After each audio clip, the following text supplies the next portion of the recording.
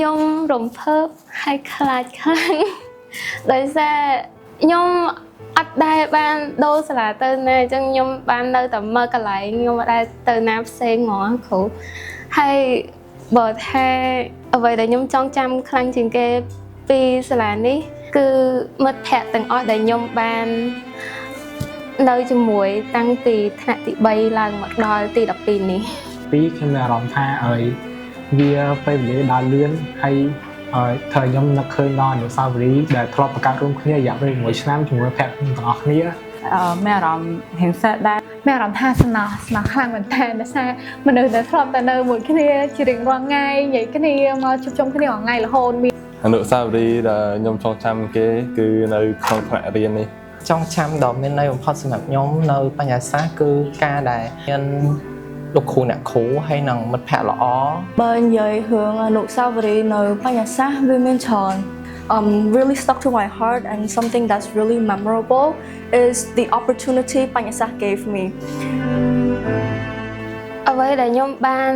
រៀនពីសាលាក្រៅពីអ្វីដែលក្នុងសភៅគឺការអត់ទោសគ្នាទៅវិញទៅមកមួយគឺជាការចាស់គ្រប់គ្នាយកគ្នាទៅវិញទៅមកដែលសារវាចាប់ផ្ដើមពីចំណុចទូចៗឧទាហរណ៍ថានៅក្នុងថ្នាក់ពួកខ្ញុំមានរាល់ថ្ងៃអញ្ចឹងវាតែងតែមានការប៉ះទង្គិចគ្នាហើយអញ្ចឹងសាលាហើយលោកគ្រូអ្នកគ្រូគាត់តែងតែបង្រៀនបញ្យល់យើងថាយើងគប្បីមានការយកយល់គ្នាទៅវិញទៅមកមានខ្ញុំគិតថាបាត់បែនចរិតពួកខ្ញុំតិចតួចហ្នឹងគឺអាចធ្វើឲ្យពួកខ្ញុំអាចខ្លាចទៅជាបុគ្គលម្នាក់ដ៏ល្អនៅក្នុងអនាគត myself if I can do that I can do anything I can achieve anything it made me step out of my comfort zone into a world that allows me so many opportunities and during the 10th and 11th grade which was really special to me because I was the vice president of the student council and in fact being a shy and timid kid I never imagined myself ever being the president of the public speaking and debate club អរគុណទៅកាន់លោកអ្នកមានគុណទាំងពីរគឺប៉ានិងម៉ាក់ដែលគាត់បានបំពេញតួនាទីជាឪពុកនិងជាម្ដាយដ៏ល្អបំផុតសម្រាប់ខ្ញុំហើយក៏បានបំពេញតួនាទីជាមិត្តភ័ក្តិនិងជាទីប្រឹក្សាដ៏ល្អបំផុតសម្រាប់ខ្ញុំផងដែរដែលគាត់តែងតែផ្ដល់នៅគំនិតល្អហើយនឹងទូមានពេលប្រដៅឲ្យខ្ញុំខ្លាចទៅជាមនុស្សម្នាក់ដែលល្អនិងសង្គមទទួលស្គាល់ហើយចង់និយាយថាខ្ញុំស្រឡាញ់អ្នកទាំងពីរហើយក៏សង្ឃឹមថាទៅថ្ងៃខាងមុខខ្ញុំនឹងបំពេញនៅក្តីស្រមៃរបស់លោកទាំងពីរឲ្យតទៅបានចំណែកឯចំពោះលោកគ្រូអ្នកគ្រូវិញក៏ខ្ញុំសូមអរគុណដូចគ្នាដែលបានបង្ហាត់បង្រៀននិងទូមានពេលប្រដៅឲ្យខ្ញុំខ្លាចទៅជាមនុស្សម្នាក់ដែលល្អចំពោះខ្ញុំមានតែពេលថាអរគុណដល់អ្នកមានគុណទាំងពីរដែលគាត់តែងតែខំតស៊ូដើម្បីឲ្យខ្ញុំមកបានរៀននៅសាលាល្អសូមអរគុណប៉ាម៉ាក់ដែលបានដោះខ្ញុំពីក្មេងហើយជំរុញឲ្យខ្ញុំមករៀននៅសាលាល្អដូចជាបញ្ញាសាស្ត្រតាំងពីតូចដល់ទី12ហ្នឹងអរគុណគាត់ខ្លាំងដែលបានយកចិត្តទុកដាក់លើខ្ញុំថ្ងៃហ្នឹងក៏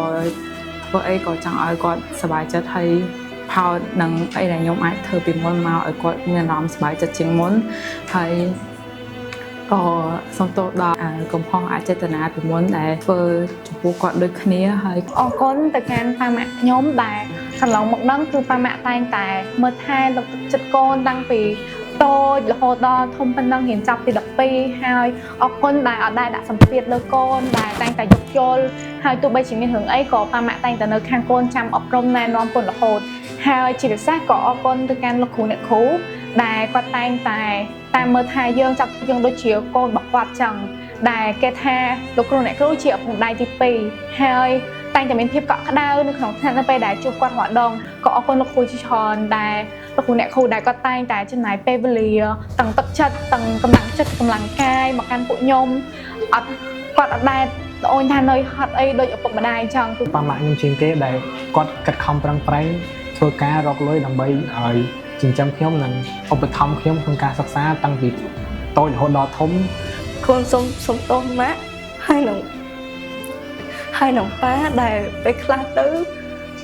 អត់សូវខំបង្រៀនឬមួយក៏អត់សូវខ្វល់ពីអីទាំងអស់គឺចង់តែសុបាយហើយគាត់បាន sacrifice ច្រើនដើម្បីឲ្យខ្ញុំរៀនមិនធំ12ឆ្នាំខ្ញុំចូលរៀនតាំងពីអាយុ2ឆ្នាំអញ្ចឹងបើរាប់ទៅវា16ឆ្នាំហើយវា វាអស់លុយច្រើនមែនតើហើយគាត់ធ្វើអីគ្រប់យ៉ាងគឺដើម្បីតែកូនគាត់ចង់ឲ្យកូនល្អគាត់ទៅសំដីវារៀងលឹះលួសកាយវិការខ្ញុំវារៀងលឹះលួសមែនចឹងក៏អរគុណគាត់ដែលគាត់អត់ដែលប្រកាន់ហើយនៅតែស្រឡាញ់ហើយនឹងចង់ឲ្យខ្ញុំល្អរហូតហើយបានទូមានព្រានបដៅខ្ញុំតាំងពីក្មេងតាំងពីកើតមករហូតដល់ឥឡូវហ្នឹងគឺបើសិនជាអត់មានប៉ាម៉ាក់ខ្ញុំក៏ខ្ញុំអត់ដឹងថាខ្ញុំមិនដែរប្រហែលជាអត់មាននៅនឹងទៀតទេហើយក៏ចង់អរគុណមនុស្សដែលនៅជុំវិញខ្ញុំដូចជាកុងហើយម៉ាម៉ាដែលនៅចៅរហូតហើយការពារស្រឡាញ់ចៅរហូតនឹងដែរអរគុណដែលបានមើលថែខ្ញុំហើយស្រឡាញ់ខ្ញុំតាំងពីខ្ញុំនៅទូចដល់ឥឡូវខ្ញុំមានអារម្មណ៍ grateful ខ្ញុំ grateful ខ្លាំងទៅដល់លោកគ្រូអ្នកគ្រូនិងអ្នកនៅសាលាបុគ្គលិកនៅសាលានិងជាពិសេសប៉ាម៉ាក់ខ្ញុំដែលប៉ាម៉ាក់កូនសុំទោសដែលកូនអាចជាកូន stubborn ខ្លាំងតែកូននឹងខំប្រឹងរៀននិងធ្វើការដើម្បី support ម៉ាក់ប៉ាវិញខ្ញុំសូមអរគុណទៅដល់លោកគ្រូអ្នកគ្រូដែលបានបង្រៀនខ្ញុំតាំងពីទី3មកជាពិសេសអ្នកគ្រូស្រីអូនគាត់គឺជាអ្នកគ្រូដែលជា assistant របស់ខ្ញុំតាំងពីទី3មកហើយខ្ញុំនៅចង់ចាំគាត់នៅនិយាយមួយគាត់លេងសើចមួយគាត់ដែរដោយសារគាត់ជាគ្រូដ៏ល្អមួយហើយអ្នក Miss Stephanie she has always been one of the closest teacher I've have in this school and the one teacher that felt like more than a teacher more like a friend and I'm so happy to have that companionship with you ហើយលោកព្រះអង្គគ្រូបានមើលកណាតាំងពីទី7មកកណា I'm grateful for everything that you have taught us even though there were ups and downs with everyone